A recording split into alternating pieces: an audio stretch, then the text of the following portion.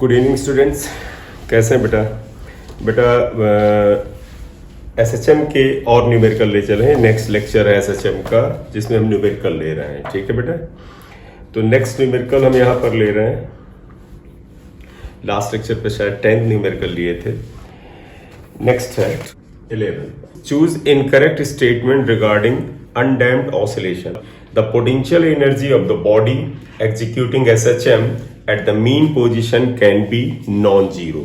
इनमें से इनकरेक्ट पूछा है तो ऑब्वियस सी बात है, कोई भी चाहे डैम्ड ऑसिलेशन, डैम्ड का मतलब है जो ऑसिलेट करते करते थोड़ी देर के बाद रुक जाता है। हर दुनिया का पेंडुलम ऑसिलेशन करते करते थोड़ी देर बाद रुक ही जाएगा। वो क्या है बेटा? डैम्ड ऑसिलेशन है। जो इनफाइनाइट टाइम तक कांस्टेंट एम्पलीट्यूड से ऑसिलेट करे उसे अनडैम्प्ड कहते हैं। दोनों केसेस में क्या होगा, मीन पोजीशन पर उसकी जो पोटेंशियल एनर्जी है वो कहते हैं कैन बी नॉन जीरो, यानी जीरो नहीं होगी। हम जीरो मानते हैं, आपको पता है बेटा, पोटेंशियल एनर्जी के एब्सोल्यूट वैल्यू किसी पॉइंट पे हमें नहीं पता होती है, हम रिलेटिव वैल्यू निकालते हैं। तो असल में किसी भी पेंडुलम की उसकी मीन पोजीशन पे या किसी और पोजीशन पे जो पोटेंशियल एनर्जी है वो जीरो नहीं होती है। मीन पोजीशन पे अक्सर हम जीरो मानकर करते हैं, तो नॉन जीरो ये करेक्ट है। The total energy of the oscillating body remains constant at all values of x and T. Undamped oscillation है बेटा, मतलब आइडियल मतलब है इनफाइनाइट टाइम तक सेम एम्पलीट्यूड से ऑसिलेट करेंगे।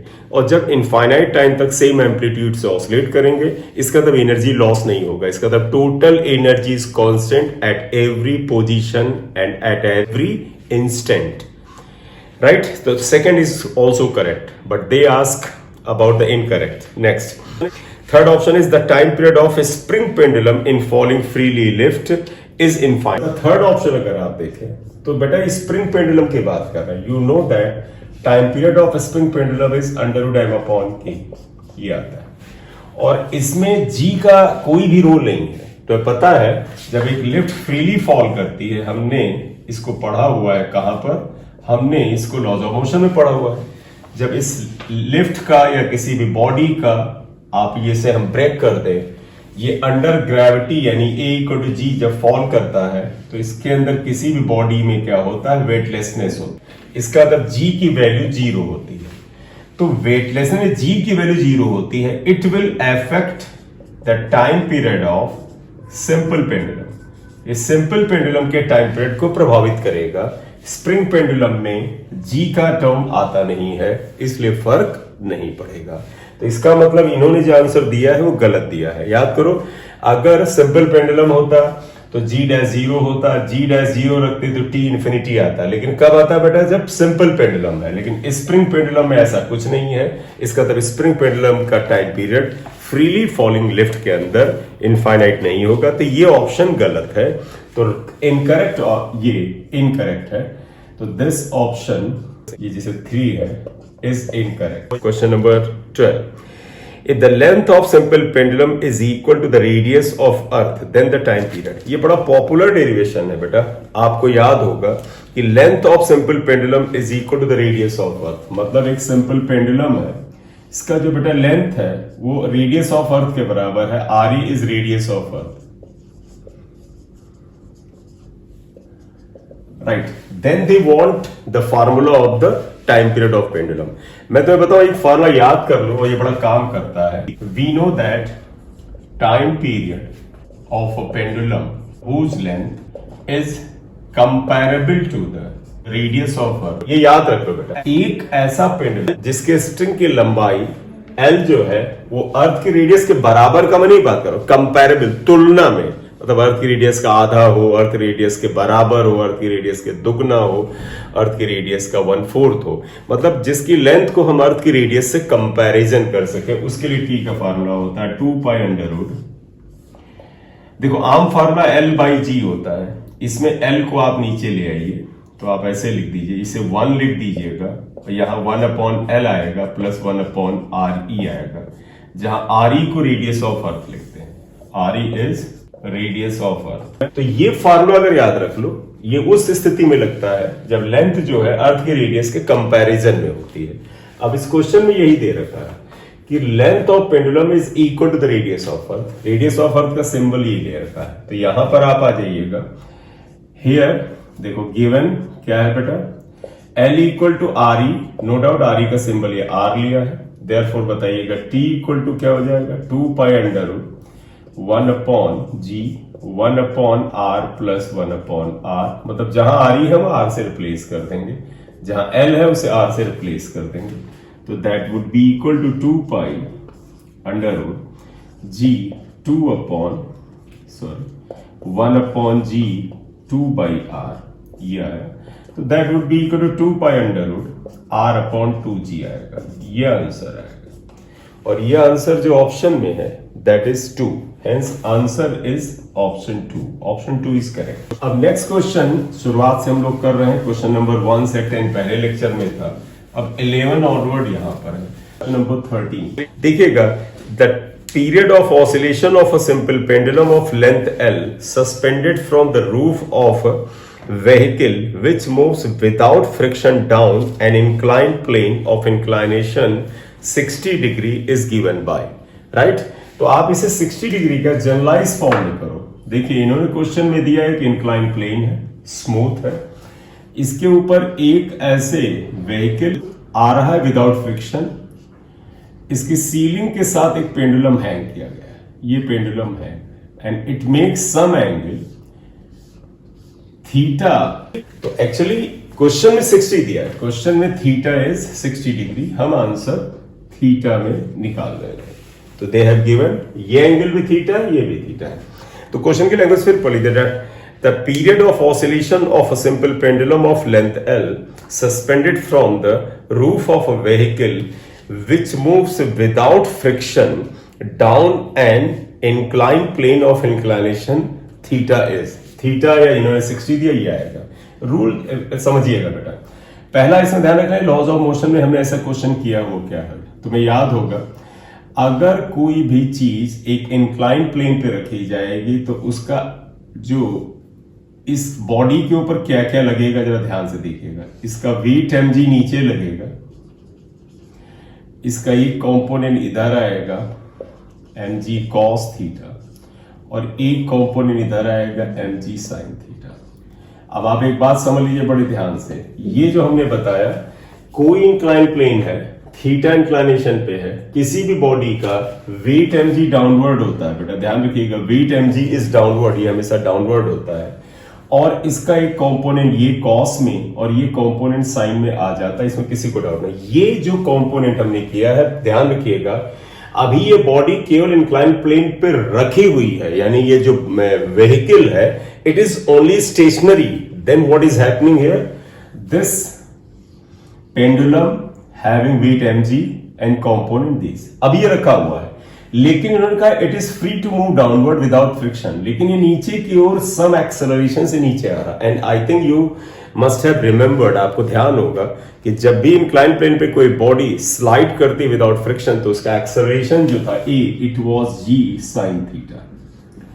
अब आपको एक चीज और याद है कि कोई चीज अगर मान लीजिए मास m है, किसी भी प्लेन के ऊपर रखा हुआ है, और अगर ये प्लेन एक्सेलरेशन ए से आगे जाता है तो ये बॉडी पीछे की तरफ एक स्यूडो एक्सेलरेशन ए महसूस करता है। जैसे आप बस में हो, बस आगे जितने एक्सेलरेशन से बढ़ती है आपको पीछे धक्का लगता है, तो इन द सेम वे अगर ये व्हीकल एक्सेलरेशन जी साइन थीटा से इधर की ओर आएगा तो इसके ऊपर इस mg साइन थीटा और mg cos थीटा के अलावा भी एक एक्सेलरेशन g साइन थीटा लगेगा।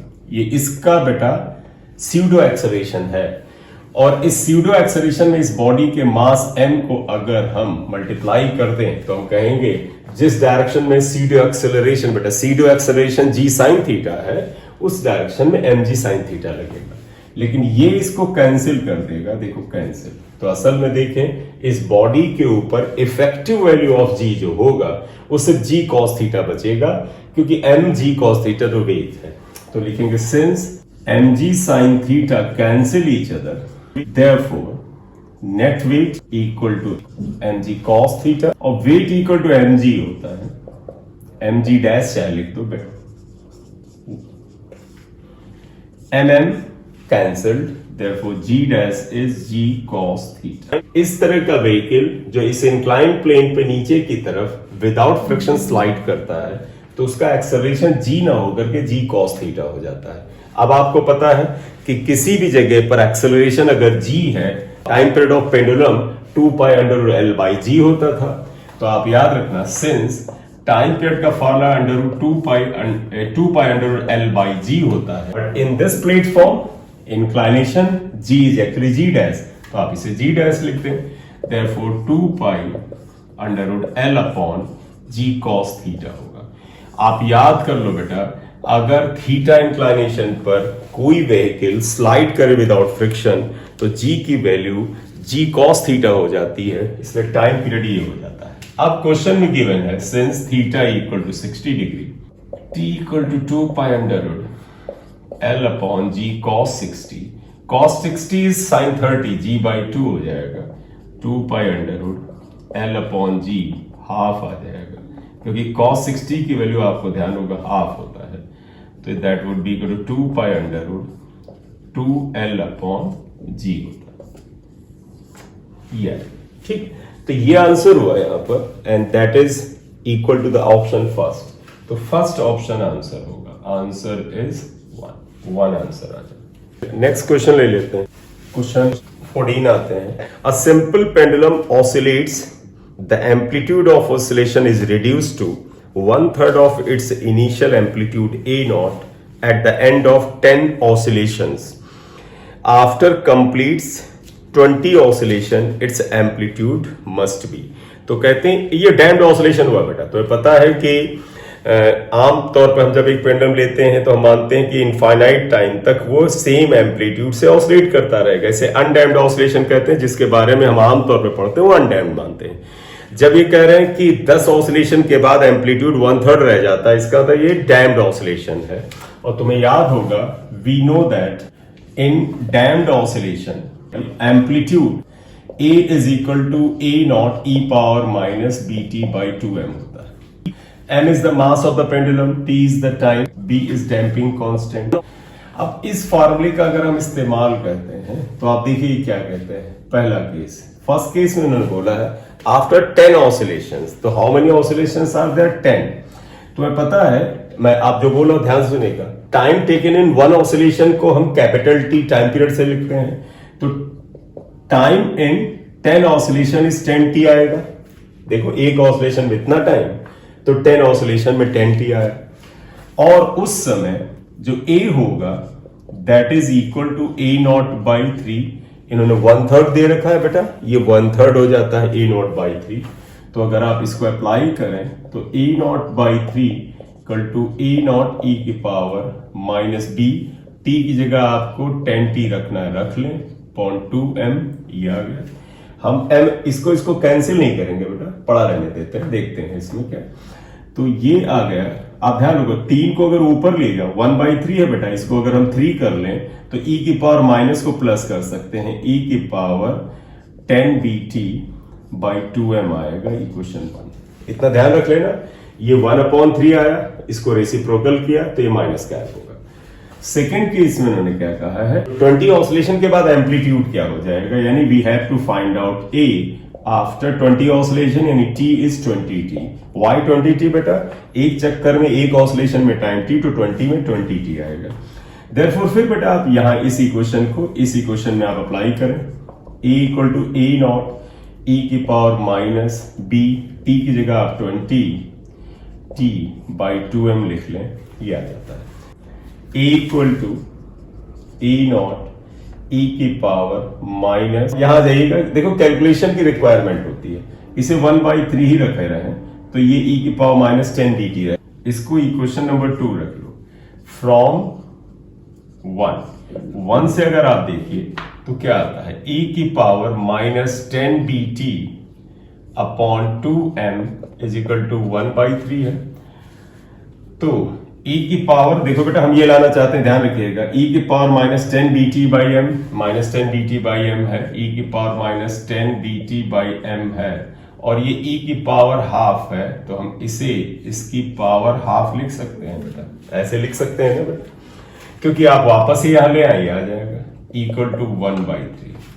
तो इसका मतलब हाफ का मतलब स्क्वायर रूट हुआ ये, तो अगर हम ये हाफ हटा दें तो देयरफॉर e की power minus 10 bt by m, अगर स्क्वायर रूट हटाए तो स्क्वायर करें तो ये भी 1/9 आ जाएगा ये। तो हम यही करने जा रहे हैं इक्वेशन 3 से। इक्वेशन 1 की हेल्प से ये जो e की power minus 10 bt by m 1/9 आया हम यहां रखने जा रहे हैं। Therefore equation 2 becomes a equal to a naught e की पावर, यहां देख लीजिएगा, minus 10 bt by m, minus 10 bt by m को 1/9 लिख सकते हैं, 1/9। Therefore a equal to a naught by 9, यानी now after 20 oscillation amplitude becomes 1/9 times a naught by 9 आएगा। आंसर थर्ड सही दिख रहा है, third answer is correct. Next question देखते हैं। चलिए now question 15।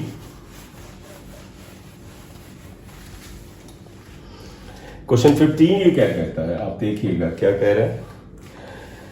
If time period of oscillation of a body connected with a spring is T, तो इन्होंने उस हिसाब से दे रखा है एक स्प्रिंग का फोर्स कांस्टेंट के मान ले तो टाइम पीरियड टी है, that is equal to 2 pi under root m upon k होता है, ये आया और इतना दे रखा है, right. Now the spring is cut into 2 equal parts and the both parts are connected in parallel, then the time period of oscillation of the same body, इसका मतलब m सेम रहता है तो t is proportional to 1 upon under root k कर लो, ये बात आ गई। तो t2 upon t1 is equal to under root, देखो t और k में इनवर्स का रिश्ता है तो ये आप k1 upon k2 कर सकते हो, जहां पर t2 हमें फाइंड आउट करना है और t1 इज एक्चुअली t है, क्वेश्चन में जो t दिया है वो t1 है, राइट। अब आप देखिएगा क्या आएगा, K1 is equal to K है क्योंकि शुरुआत में स्प्रिंग के फोर्स कांस्टेंट को हमने K माना है, आपको लगे तो लेट मान लीजिए। एक तो एक स्प्रिंग था उसका फोर्स कांस्टेंट K था। अब आप सुनिएगा K2 क्या होगा, ये क्वेश्चन मार्क है। याद करो एक स्प्रिंग अगर आप ऐसे लेते हो, इसका फोर्स कांस्टेंट K, इसको जब दो बराबर हिस्सों में काट देते हो तो इन दोनों हिस्सों का फोर्स कांस्टेंट दुगना हो जाता है, राइट। तो इसको ही समझने का तो एक ये तरीका है, तो पता है एक स्प्रिंग लंबी है, उसको खींचो तो थोड़ा सा खिंचता है, जो भी आपको ताकत लगानी पड़े, लेकिन उसके दो हिस्से कर दो तो जब वो छोटी हो जाती तो खींचने में ज्यादा ताकत लगती है, दुगनी ताकत लगती है। क्यों? क्योंकि फोर्स कांस्टेंट उसका दुगना हो जाता है। दूसरा आप ऐसे भी चेक कर सकते हो, क्या अगर ये ऊपर का आधा हिस्सा 2K है, नीचे का आधा हिस्सा भी 2K है, तो वास्तव में अगर ऊपर के 2K और नीचे के 2K को 1/1 यानी सीरीज में जोड़ दें तो पूरा स्प्रिंग आ जाता है। और सीरीज में तुम्हें याद है कि effective force constant equal to होता था 1 upon K1 plus 1 upon K2, यानी 1 upon 2K plus 1 upon 2K equal to 2/2K cancel होगा तो देखो K dash equal to K again, ये वापस K आ जाएगा। तो मैं तुम्हें ये समझा रहा हूं, अभी मैं क्वेश्चन की बात नहीं कर रहा हूं, क्वेश्चन से अलग बात कर रहा हूं। क्या कि अगर स्प्रिंग को दो हिस्सों में बांटते हैं तो जो हिस्से होते हैं उनका फोर्स कांस्टेंट दुगना हो जाता है, 3 में बांटते हैं तो 3 गुना, मतलब अगर इसके 3 टुकड़े करते हैं तो हर टुकड़े का फोर्स कांस्टेंट 3K, और अगर n टुकड़ों बांधते हैं तो हर टुकड़े का फोर्स कांस्टेंट nK हो जाता। उसी को तुम्हें स्टैब्लिश करने के लिए मैं बता रहा हूं कि अगर इन 2K फोर्स कांस्टेंट के दो टुकड़ों को वापस सीरीज में जोड़ो तो वापस ये बॉडी आती है, और सीरीज में अगर हम जोड़ के चेक करें तो आंसर देखो K आता है। ये खैर वापस आ जाते हैं, इतनी बात समझ गए तो अच्छी बात है, अदरवाइज अब इसमें जो हम बता रहे हैं उसको दिमाग में रखें। क्या एक स्प्रिंग है, इसका फोर्स कांस्टेंट K है, जब दो बराबर हिस्सों में बांटेंगे तो जो ये दो हिस्से होंगे उनके फोर्स कांस्टेंट डबल हो जाते हैं, 3 हिस्से करते तो ट्रिपल हो जाते हैं, ये आएगा। अब इन्होंने क्या बोला है कि अब इन दोनों हिस्सों को पैरेलल में जोड़ देते हैं। देखो ये 2K वाला पहला और 2K वाला दूसरा, इनको आपने पैरेलल में जोड़ दिया, ये पैरेलल में जोड़ा है। यहां कोई मास m वही था, लिखा था कीपिंग मास m कांस्टेंट। तो अब टाइम पीरियड क्या होगा, तो तुम्हें याद है पैरेलल कॉम्बिनेशन में effective time constant, sorry effective force constant क्या हो जाता है K1 प्लस K2। तो यहां पर क्या आएगा, K2 हमें पता करना है, इसके लिए हम कर रहे हैं in parallel, you know that कि K2 effective force constant is equal to K1 plus K2 होता है, यानी K2 would be equal to 2K plus 2K equal to 4K हो जाएगा। तो यानी इस क्वेश्चन में K2 इज एक्चुअली 4K।